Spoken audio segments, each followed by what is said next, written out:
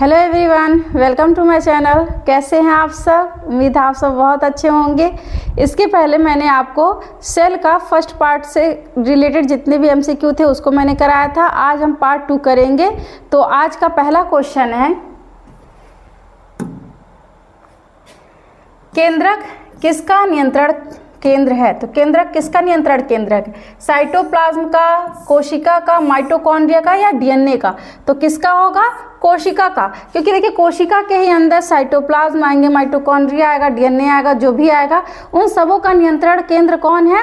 केंद्रक होता है। जिस प्रकार हमारे शरीर को नियंत्रित हमारा मस्तिष्क करता है, उसी प्रकार सेल को कौन नियंत्रित करेगा? न्यूक्लियस करेगा, मतलब केंद्रक करेगा। तो केंद्रक किसका है? कोशिका का। तो करेक्ट ऑप्शन बी। अगला क्वेश्चन है, केंद्रक किस प्रकार की झिल्ली से घिरा होता है? किस प्रकार की झिल्ली से? एकल, दोहरी, कोई नहीं या कठोर?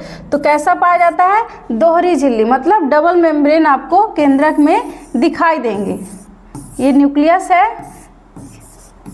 और ये दोहरी झिल्ली से घिरा हुआ होता है। देखिए मैंने बताया था एक कोड आपको फर्स्ट पार्ट में ही मैंने समझाया था कि मान लीजिए आप लिख सकते हैं मनपसंद, इसके लिए कोड हो गया MNP, ठीक है। तो M for mitochondria, N for आपका न्यूक्लियस हो गया, P फॉर प्लास्टिड। प्लास्टिड में भी बेसिकली किसमें? क्लोरोप्लास्ट में। ये सब क्या है? डबल मेम्ब्रेन बाउंड ऑर्गेनेल्स होते हैं। तो करेक्ट ऑप्शन आपका B हो जाएगा। अगला क्वेश्चन है, केंद्रक में कौन सा पदार्थ पाया जाता है? RNA, क्रोमेटिन, ATP या क्लोरोफिल? तो क्या पाया जाएगा? क्रोमेटिन। आप जैसे मान लीजिए आप इस न्यूक्लियस को देखेंगे तो इस न्यूक्लियस के अंदर ये न्यूक्लियोलस होते हैं। ये क्या है? न्यूक्लियोलस।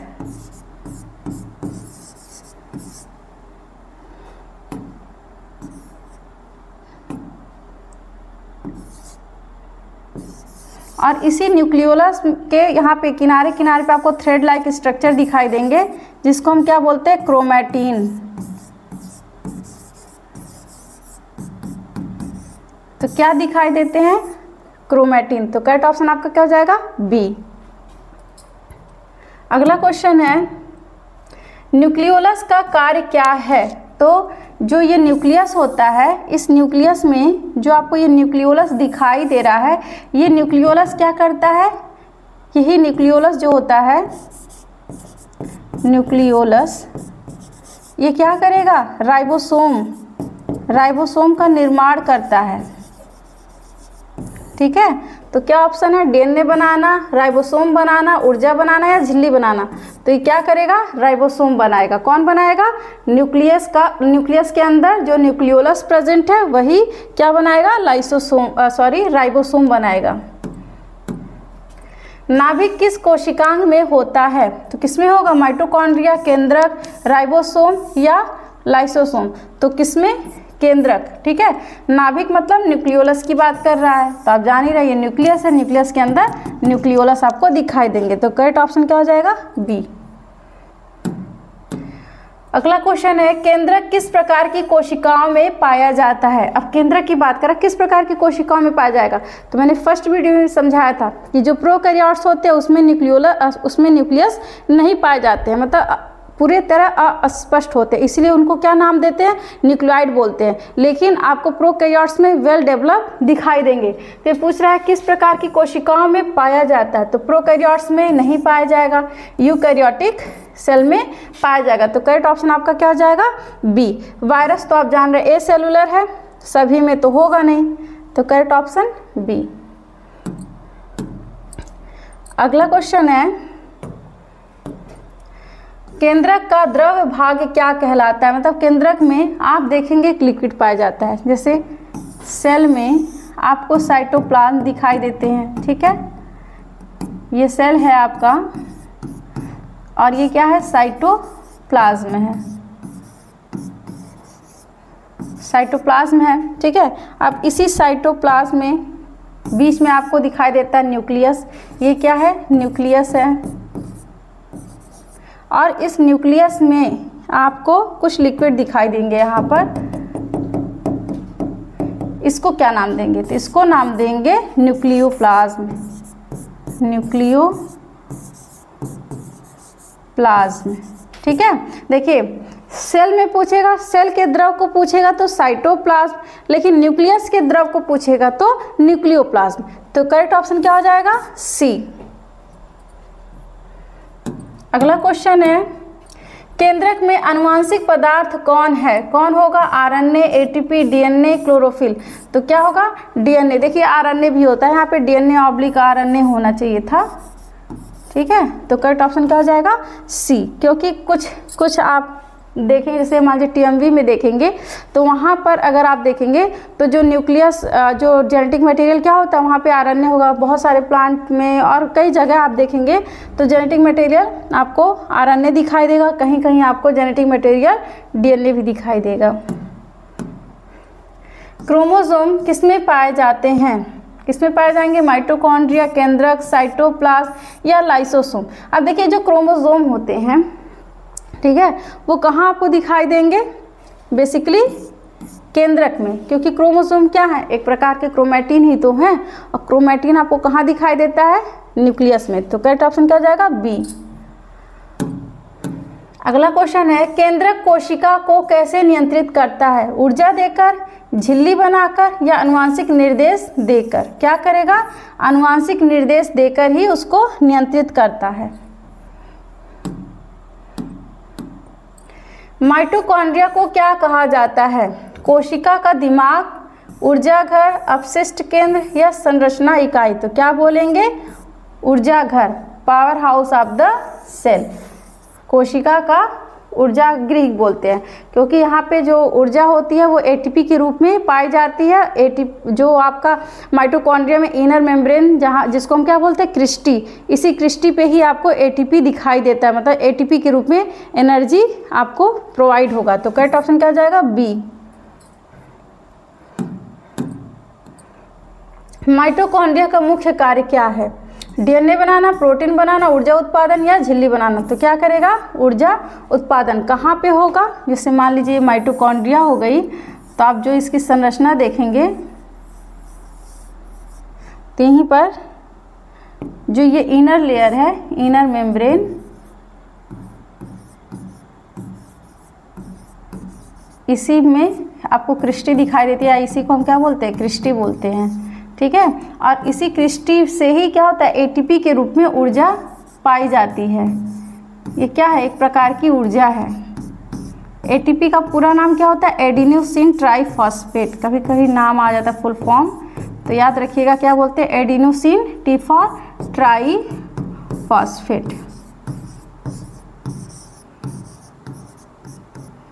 तो करेक्ट ऑप्शन क्या हो जाएगा इसका? सी। अगले क्वेश्चन पे चलते हैं। माइटोकॉन्ड्रिया में ऊर्जा किस रूप में बनती है? डीएनए, आरएनए, एटीपी या एडीपी? तभी मैंने बताया था किसके रूप में? एटीपी के रूप में, मतलब ट्राइफॉस्फेट। डी फॉर डाइफॉस्फेट हो जाएगा, लेकिन यहाँ पे हमेशा 3 फॉस्फेट होंगे। तो करेक्ट ऑप्शन आपका सी होगा।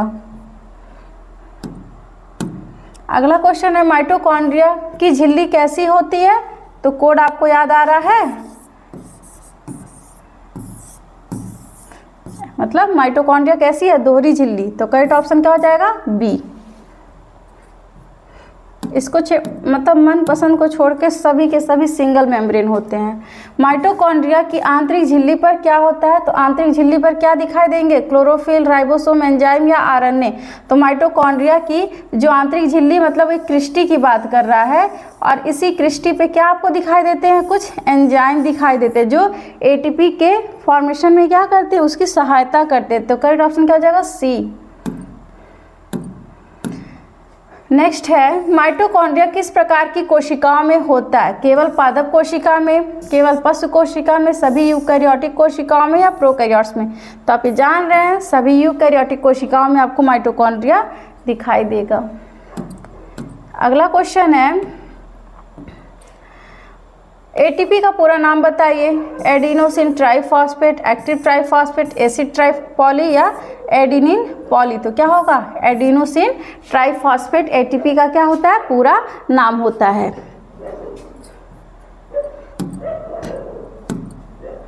माइटोकॉन्ड्रिया में डीएनए पाया जाता है? यस, नो, या केवल कोशिका में या केवल केंद्रक में? तो क्या होता है? पाया जाता है। सेल में भी पाया जाता है और माइटोकॉन्ड्रिया का भी अपना एक केंद्रक होता है। माइटोकॉन्ड्रिया किस ऊर्जा प्रक्रिया में भाग लेती है? किस ऊर्जा प्रक्रिया में? तो श्वसन में।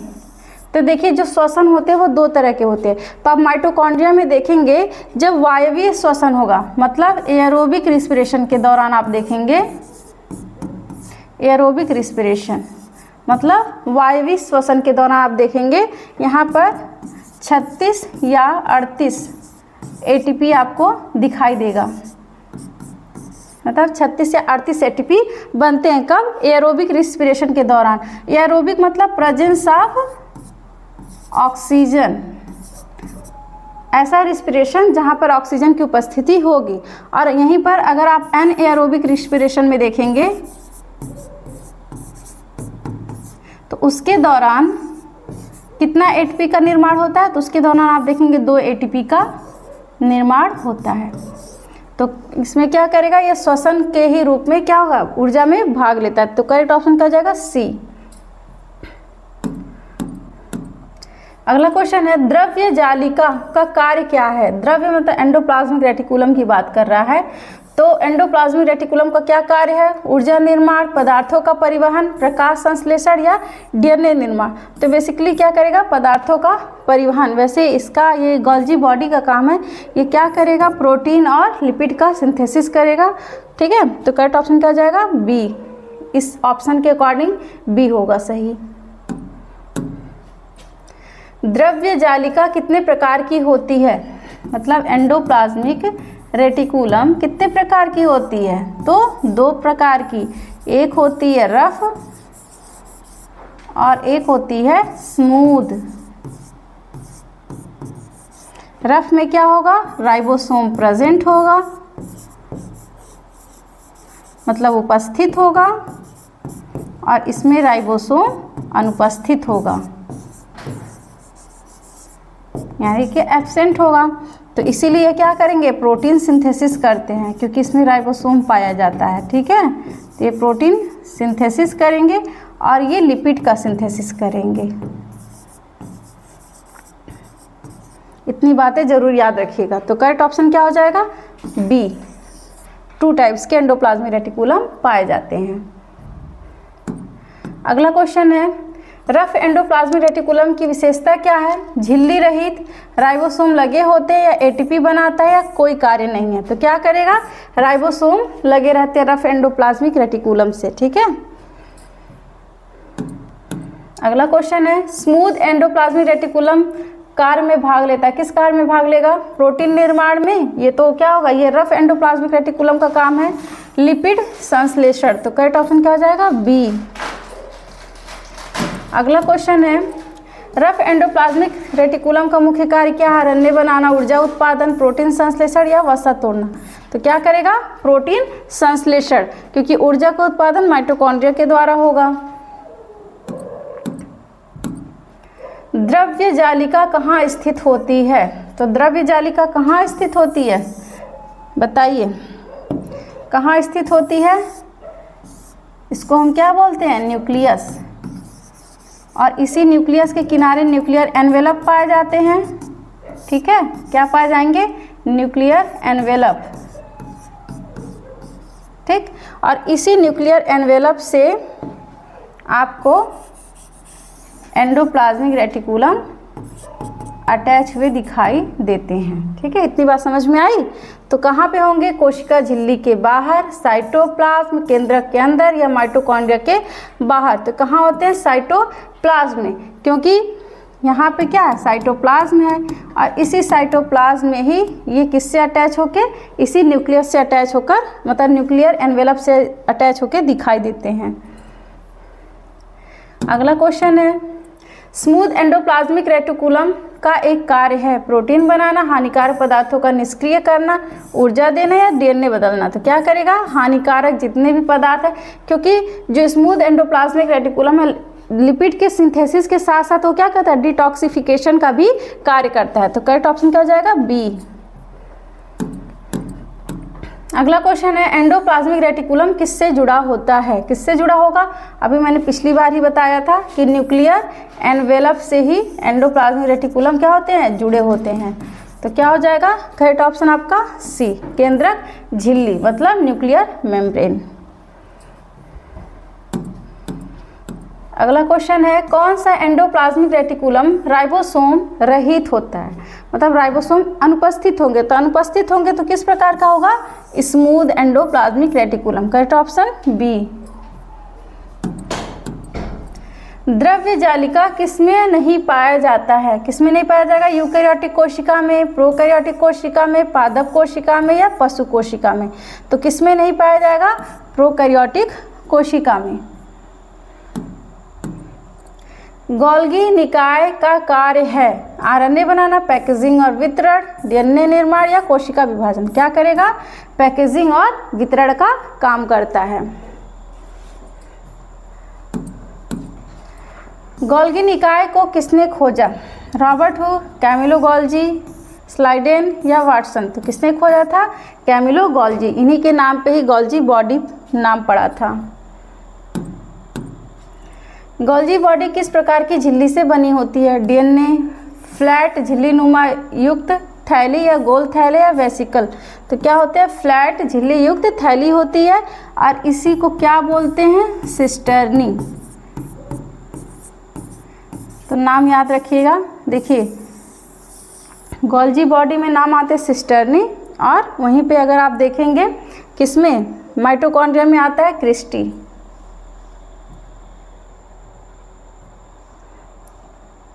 अगला क्वेश्चन है गोल्जी बॉडी कहाँ पाई जाती है, केवल पादप कोशिकाओं में, केवल पशु कोशिकाओं में, सभी यूकैरियोटिक कोशिकाओं में या बैक्टीरिया में। तो सभी जितने भी यूकैरियोटिक कोशिका हैं वहाँ पर आपको गोल्जी बॉडी देखने को मिलेगा। और गोल्जी बॉडी का क्या क्या नाम होता है, किसी को याद है, गोल्जी एपरेटस बोलते हैं, गोल्जी कॉम्प्लेक्स बोलते हैं, ठीक है, गोल्जी बॉडी बोलते हैं, बहुत सारे नाम हैं इसके। गोल्गी निकाय में बनने वाला पदार्थ कौन सा है, डीएनए, एटीपी, लाइसोसोम या क्लोरोफिल। तो क्या बनेगा, लाइसोसोम। और लाइसोसोम का क्या नाम है, आत्मघाती थैली। गोल्गी बॉडी किसमें भाग नहीं लेता, प्रोटीन परिवहन में, झिल्ली निर्माण, आनुवांशिकता में या एंजाइम का स्रावण। क्या नहीं करेगा, आनुवांशिकता में ये भाग नहीं लेता, वो उसमें कौन भाग लेता है, न्यूक्लियस लेता है। अगला क्वेश्चन है गोल्गी निकाय में पैकेजिंग कहाँ होती है, बहुत सिंपल सा आंसर है सिस्टर्नी। सिस्टर्नी किसका पार्ट है, अभी मैंने बताया था किसका पार्ट है, इसी गोल्जी बॉडी का, जो फ्लैटेंड आपको जो वहाँ पे स्ट्रक्चर दिखाई देते हैं। कौन सा कोशिकांग हार्मोन के स्रावण में भाग लेता है, राइबोसोम, माइटोकॉन्ड्रिया, गोल्जी बॉडी या केंद्रक। तो कौन लेता है, सी, गोल्गी बॉडी। गोल्गी निकाय की संरचना कैसी होती है, लंबी नली, थैलीनुमा, गोलाकार या धागेनुमा। तो कैसी होती है, थैलीनुमा, मतलब सैक लाइक दिखाई देता है, जिसको हम क्या बोलेंगे, सिस्टर्नी। गोल्गी बॉडी में बनने वाले वेसिकल का क्या कार्य है, प्रकाश संश्लेषण करेंगे, पदार्थों का परिवहन या आरएनए उत्पादन या प्रजनन। तो क्या करेंगे, पदार्थों का परिवहन। तो आज के सेशन का ये लास्ट क्वेश्चन था। आई होप आपको पूरा वीडियो अच्छा लगा होगा और आपके सारे कॉन्सेप्ट क्लियर हो गए होंगे। तो आज के लिए बस इतना ही, मिलते हैं अगले वीडियो में, धन्यवाद।